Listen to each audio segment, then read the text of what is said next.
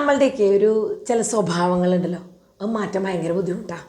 അതിൽ പ്രധാനമായിട്ടുള്ളൊരു ബുദ്ധിമുട്ടുള്ള സ്വഭാവമാണ് ഈ നീട്ടി വെക്കൽ. എനിക്കും ഉണ്ട് കേട്ടോ ചെറുതായിട്ടൊക്കെ ഈ നീട്ടി വെക്കുന്ന സ്വഭാവം. പല ഗോളും സാറ്റിസ്ഫൈ ആവാത്തതും പല ഗോളും അച്ചീവ് ചെയ്യാൻ പറ്റാത്തതും ഈ നീട്ടി വെക്കലിൻ്റെ ഭാഗമായിട്ടാണ്. അതിൽ കുട്ടികളിൽ ഉണ്ടാകുന്ന നീട്ടി വെക്കലിനെ കുറിച്ച് നമുക്കൊന്ന് ആലോചിച്ച് നോക്കാം. ഇപ്പോൾ നമ്മളുടെ വീട്ടിലൊക്കെ കുട്ടികളെ ഒന്ന് ആലോചിച്ച് നോക്കുക. അവർ ചിലപ്പോൾ എന്ത് ചെയ്യുമോ, ഈ സ്കൂളിൽ നിന്ന് വല്ല അസൈൻമെൻറ്റ്സോ പ്രൊജക്ട്സോ ഒക്കെ തരുമ്പോൾ അവർ പറയില്ല. തലേ ദിവസം കണ്ടിരുന്നിട്ട് പിന്നെ അയ്യോ എനിക്ക് നാളെ പ്രൊജക്റ്റ് വെക്കണം, പിന്നെ ആകെ ബഹളമാണ്. അവരെന്ത് ചെയ്യുന്നത് വെച്ചാൽ അവരുടെ മനസ്സിലവർ ചിന്തിക്കുകയാണ്, ഒരാഴ്ച ഉണ്ടല്ലോ, തിങ്കളാഴ്ച അടുത്ത തിങ്കളാഴ്ചയ്ക്ക് സബ്മിറ്റ് ചെയ്യണം. ശരി, ഒരാഴ്ച സമയമുണ്ടല്ലോ, നാളെ ചെയ്യാം, മറ്റന്നാൾ ചെയ്യാം, മെറ്റീരിയൽ കളക്ട് ചെയ്യാം, ഇനി ഒന്നുമില്ലെങ്കിൽ ഫ്രണ്ട്സിനോട് ചോദിച്ചിട്ടെങ്കിലും ചെയ്യാം. ഇങ്ങനെ നീട്ടി കൊണ്ടുപോകും. നീട്ടിവെക്കൽ പ്രക്രിയയുടെ ഭാഗമായിട്ട് നമുക്കുണ്ടാവണം എന്തൊക്കെ ബുദ്ധിമുട്ടുകളാണ് നമുക്ക് ആലോചിക്കാം. നമുക്ക് തന്നെ അറിയാം എന്തൊക്കെ ബുദ്ധിമുട്ടുകളാണ് നമ്മളെ ബാധിക്കുക എന്നുള്ളത്. ഒന്നാമത്തെ കാര്യം എന്താ വെച്ചാൽ സ്ട്രെസ്സായിട്ട് വേണം പിന്നെ വർക്ക് ചെയ്യാനായിട്ട്. അതായത് അയ്യോ നാളെ തന്നെ കൊടുക്കണ്ടേ, ഡെഡ് ലൈൻ എത്താറായി, ഇനി ഞാൻ എന്ത് ചെയ്യും എന്നുള്ള ഒരു പരിഭ്രമത്തിൻ്റെ ഭാഗമായിട്ട് നമ്മൾ കിടന്നിട്ട് വെപ്രാളടിച്ച് ചെയ്യേണ്ട ഒരു അവസ്ഥ വരും. അപ്പോൾ എന്താ വെച്ചാൽ ഒരു പെർഫെക്ഷനിസ്റ്റ് ആയിട്ടുള്ള ഒരാളാണെങ്കിൽ എസ്പെഷ്യലി ഈ പറയുന്ന നീട്ടിവെക്കലുകൾ പലപ്പോഴും നന്നായി ചെയ്യാൻ വേണ്ടി നീണ്ടു പോണതുണ്ടാവാം. അപ്പോൾ എത്രയായാലും നമ്മൾ ആ കറക്റ്റ് സമയത്തിനുള്ളിൽ ചെയ്ത് തീരാത്തൊരവസ്ഥ വരും. വേറൊരു കാര്യം കേട്ടോ, അപ്പോൾ ഈ പ്രൊക്രാസ്റ്റിനേഷനെ കുറിച്ച് ഇപ്പോൾ നമ്മൾ നീട്ടിവെക്കലിനെ കുറിച്ച് ഇങ്ങനെ പറയുന്നുണ്ടല്ലോ, അതിന് കുറേ കാരണങ്ങൾ വേണമെങ്കിൽ നമുക്ക് പറയാം കേട്ടോ. അതായത് കുട്ടികൾക്ക് കളിക്കാനുള്ള ടെൻഡൻസി കൂടുക.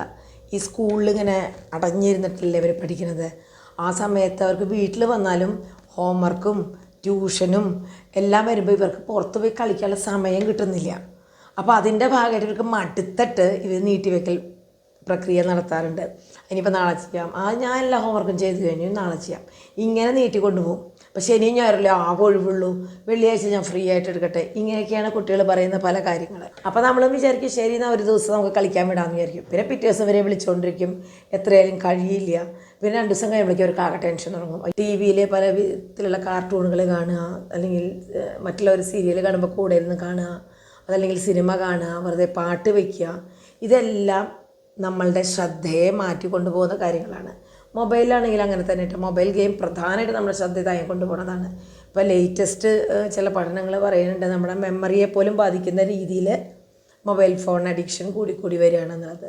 ചില സമയത്ത് നമ്മൾ നീട്ടി വയ്ക്കണത് എന്നൊരു മൂഡില്ല, ഒരു ഉഷാറില്ല, ഒരു എനർജി ഇല്ല, ഒരു നമുക്ക് നമ്മളോട് തന്നെ തോന്നാതെ ഒന്നും കാര്യമില്ല, എനിക്ക് വയ്യ എന്നൊക്കെ തോന്നുന്ന അവസ്ഥകളുണ്ടാവും. അപ്പോൾ ഈ അവസ്ഥയുടെ പിന്നിലുള്ള സൈക്കോളജിക്കൽ കാര്യങ്ങൾ എന്തൊക്കെയാണെന്ന് അന്വേഷിക്കണം.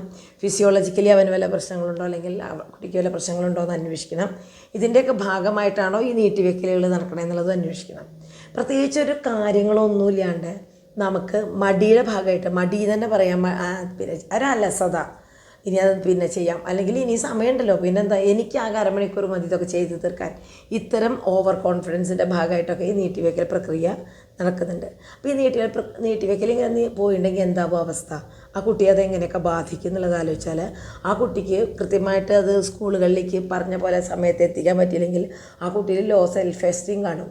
ഈ സെൽഫ് എസ്റ്റീമിൻ്റെ കുറവ് ഒരു തരത്തിൽ നീട്ടിവെക്കലിലേക്കും കാരണമാകും. കാരണം ഞാൻ ചെയ്താൽ ശരിയാവില്ല എന്നുള്ള അതായത് ആ കുട്ടിയുടെ ഉള്ളിലുള്ള ഭയം നീട്ടിവെക്കാനൊരു കാരണക്കാരനായിട്ട് മാറാറുണ്ട്.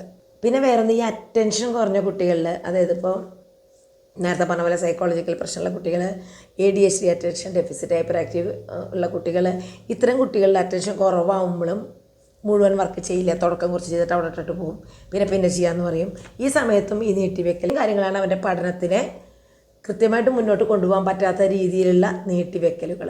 അപ്പോൾ ഈ നീട്ടിവെക്കലുകളെ എങ്ങനെ നമുക്ക് മാനേജ് ചെയ്യാമെന്നുള്ളത് അടുത്ത വീഡിയോയിൽ നമുക്ക് കാണാം. Thank you.